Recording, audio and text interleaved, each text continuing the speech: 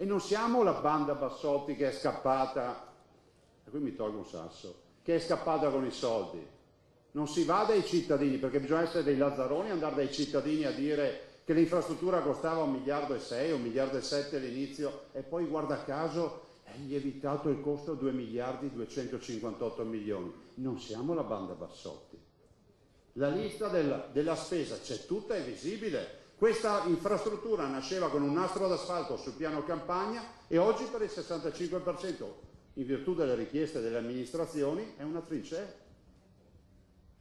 E quindi i costi sono lievitati perché i 68 km di viabilità di adduzione sono spesso risposte alle amministrazioni, a non tutte, cercheremo di dare risposta a tutte, rispetto a viabilità nuova che non era programmata. E poi le applicazioni di leggi che di volta in volta sono comparse all'orizzonte delle quali ignoravamo l'esistenza perché non c'erano proprio. Se facessimo un referendum, io sapete che sono un esperto in referendum, se facessimo